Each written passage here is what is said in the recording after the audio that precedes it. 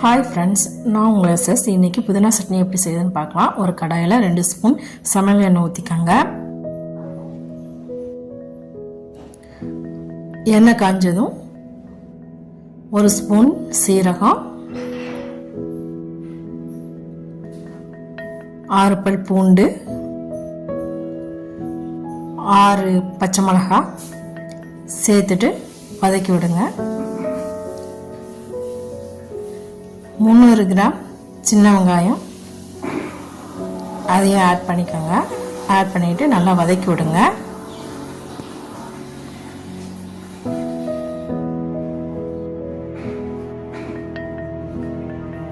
அது வதங்கினதுக்கப்புறம்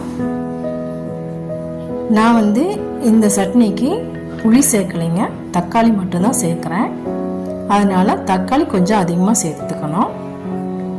நல்லா வெங்காயம் நல்லா வதங்கினதுக்கப்புறம் 5 தக்காளியை கட் பண்ணி வச்சுருக்கேன், அதையும் சேர்த்துக்கிறேன். சேர்த்துட்டு தக்காளியை நல்லா வதக்கி விட்டுக்கோங்க. இந்த சட்னி சாதம், இட்லி, தோசை எதுக்குனாலுமே நல்ல காம்பினேஷனாக இருக்கும். தக்காளி நல்லா வதங்கணும். வதங்கினதுக்கப்புறம் ஒரு கைப்பிடி அளவுக்கு புதினா சேர்த்துக்கோங்க. நான் ஒரு கைப்பிடி சேர்த்துருக்கேன். உங்களுக்கு தேவையான அளவுக்கு நீங்கள் புதினாவை சேர்த்துக்கோங்க.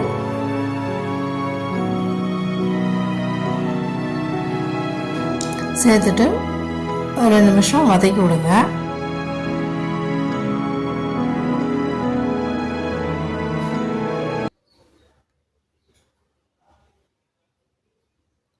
வதங்கினதுக்கப்புறம் 2 ஸ்பூன் பொட்டுக்கடலை சேர்த்துக்கோங்க.